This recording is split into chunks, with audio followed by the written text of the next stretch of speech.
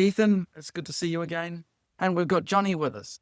Hey guys, yep. Introduce yourself, Johnny. Where do you come from and why you built a 3D printed house? Yeah, it's Johnny Gordon from Iconic Construction. We've adopted some new technology that's come in from overseas from a company called QOROX that are based here in Hamilton, and we've aligned with them as the build partner here in Hamilton and the Waikato to build 3D concrete printed houses.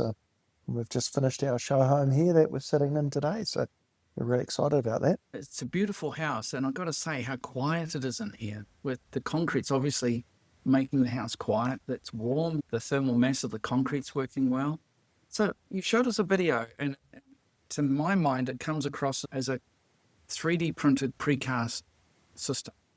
Yeah, I guess you could say that. It's along similar mold as traditional precast panels and stuff, except you've got a robot that's put into a factory and basically it's printing those walls at a really high speed with a paste-like mixture that's coming out of it, which is actually concrete, and it'll print those in a really short period of time. So I'll print a wall that's, say, 3 meters long by 2.7 high in 40 minutes. The whole panel? For the whole panel, yeah. That's quick. Yeah, it's really quick. So that concrete's rapid setting and speed. So each layer, the robot's moving at 0.5 meter a second. It's printing in 15 mil layers, and each layer's building on top of each other.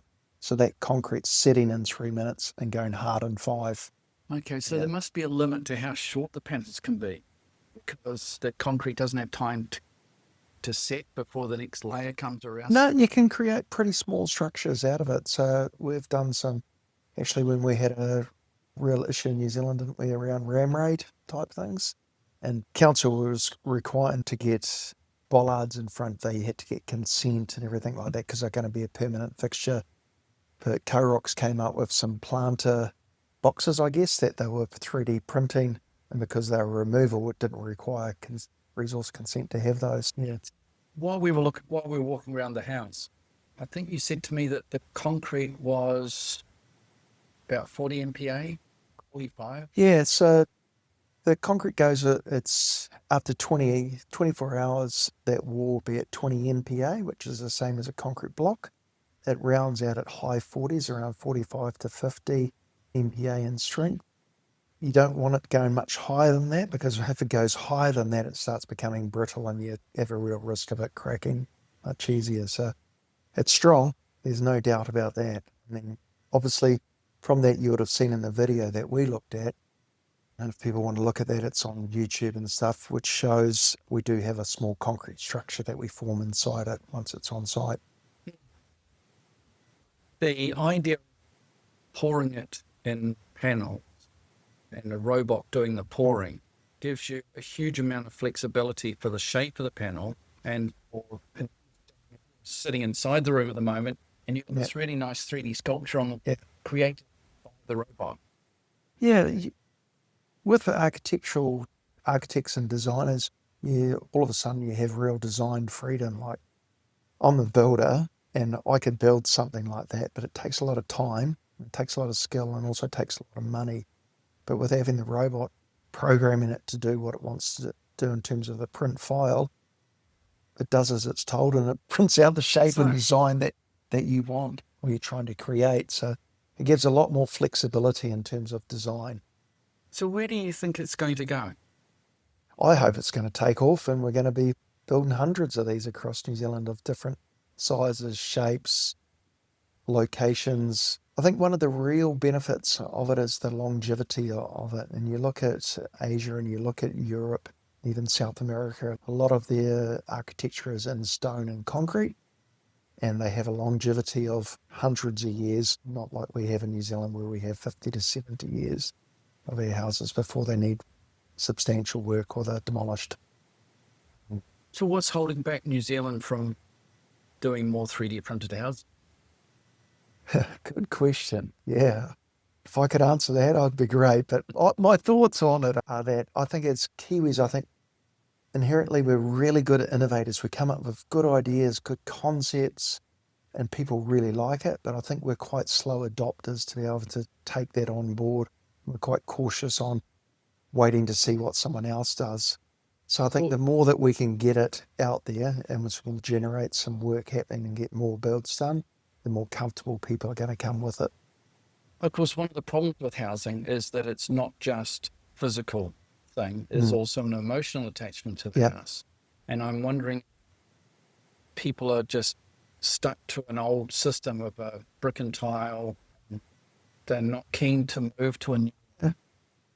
That could be the case. We've been open now coming up 5 months, and we've probably had about 830 people, I think, that we've had through the show home in different groups, different functions that we've had here. I'd say it would probably be overwhelmingly positive feedback that we've had, but trying to get those people from interest, really liking it, to actually commit in to do a build. Part of that, I think, is to do with the current environment we're in financially as a country. There's not that many new builds going on. So we're trying to make people aware of it. So when it does come good, people are aware and seriously consider 3D printing a house. Yeah, I think one of the things is people doesn't want to do guinea pig. But when I came here and look at the 3D printed house, and it's very positive. I saw the videos of other countries they built the 3D printed house, the textures. I don't like it, but when I came inside, when I sit in this quiet, nice textures, the textures are better. Yeah. I think it's much warmer than most people think in terms of aesthetically when they look at it.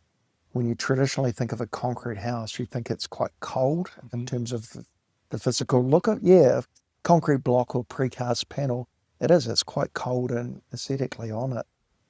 But I think with having this, it's definitely got a much warmer feel to the A 3D printed house is much more superior to normal brick and mortar houses based on the feelings actually just here for a few minutes.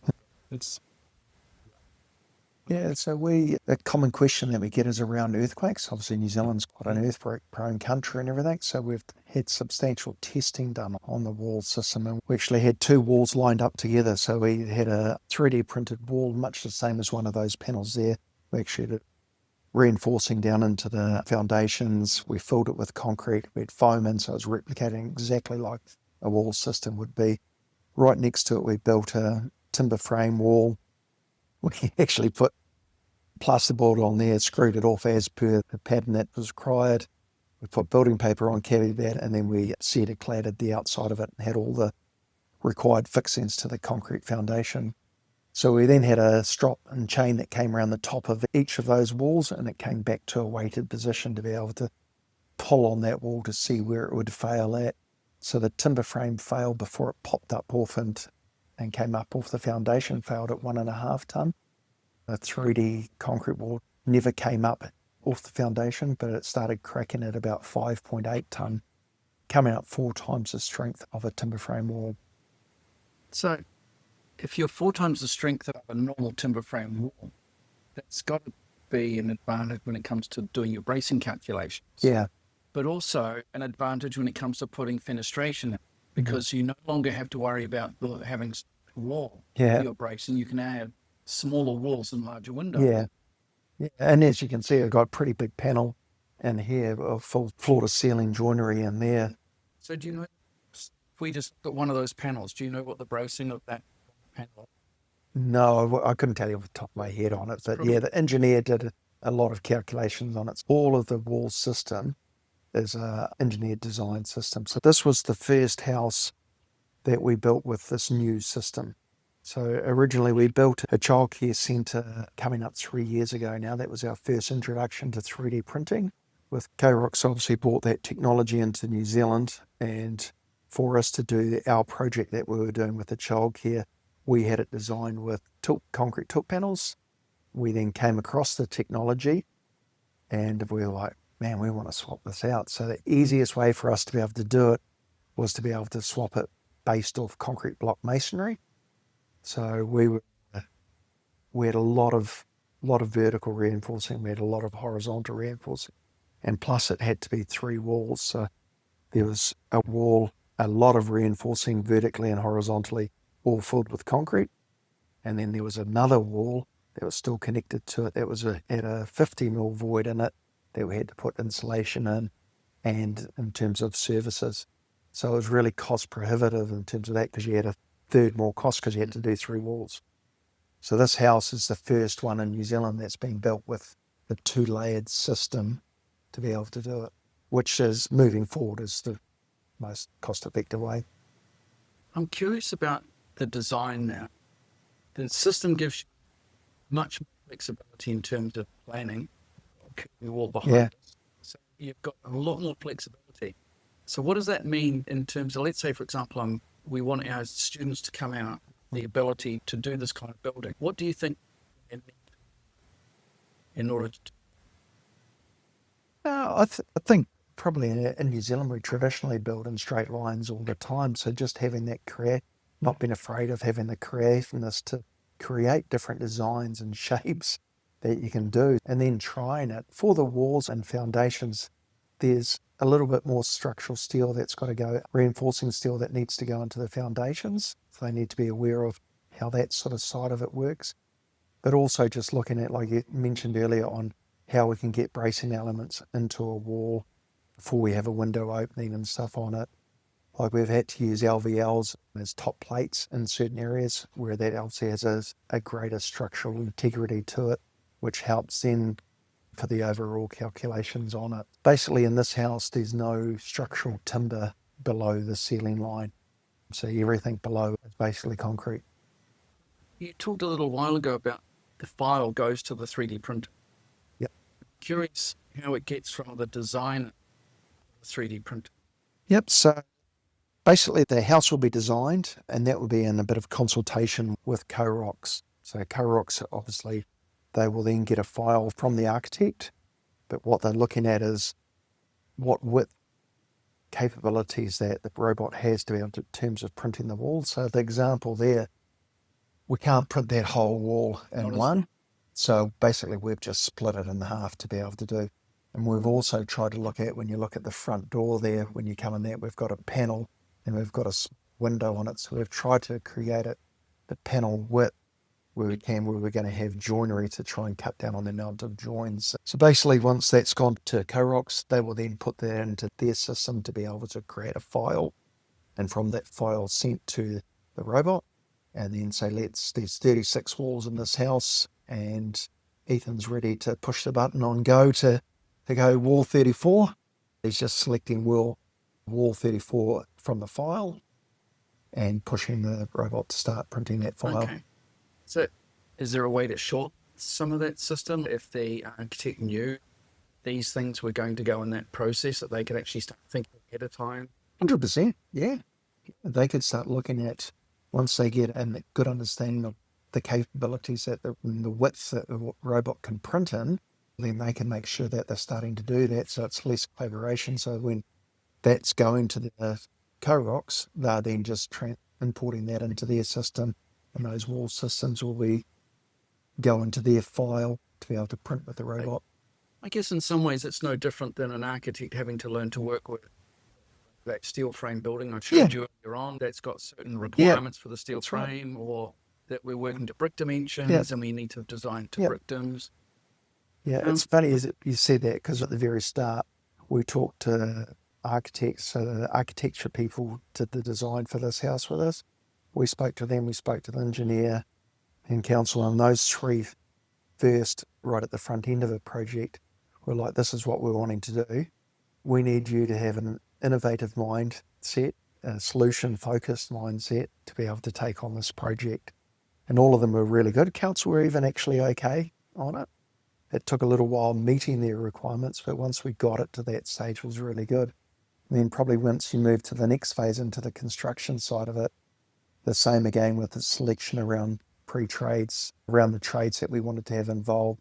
The same questions were asked. This isn't a standard build. There's going to be issues. You need to have a solution-focused mindset to be able to have it. And it wasn't as challenging as we thought it was. There was things that we were like, we thought we knew how we were going to finish that off, such as, say, around the windows and stuff, and we didn't have the detail for it, but then we had to work that out once we were on site. How long did it take to build? Yep, so we broke ground here on the 23rd of July 2024.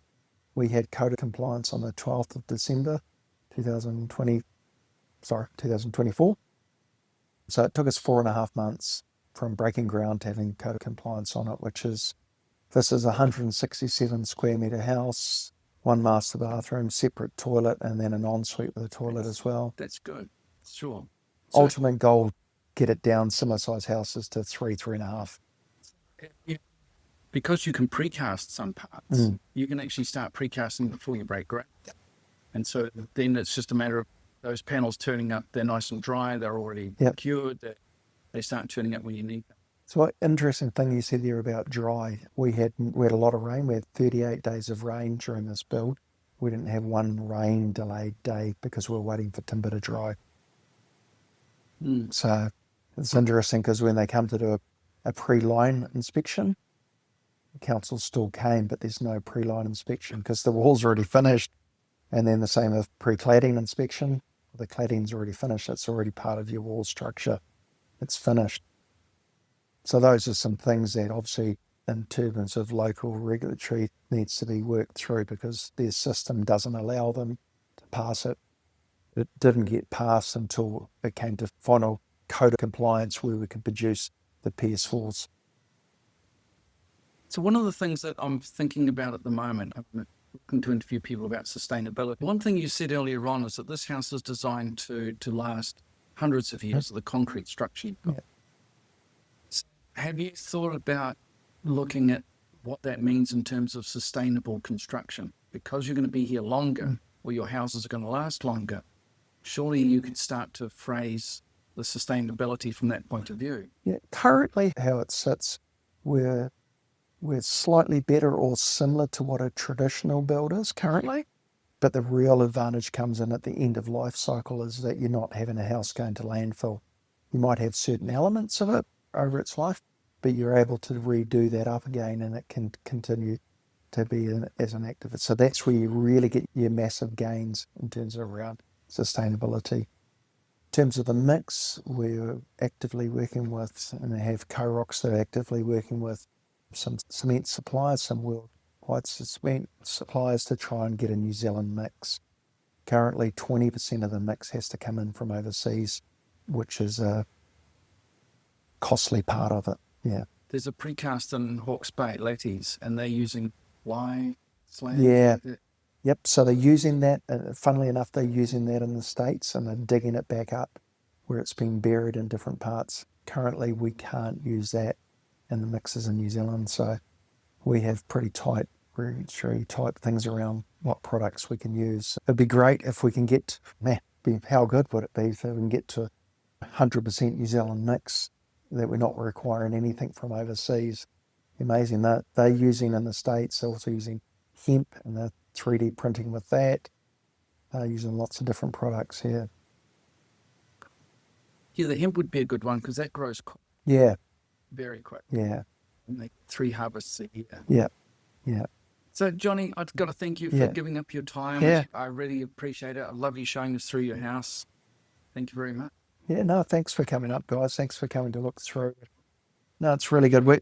We love it. Yeah.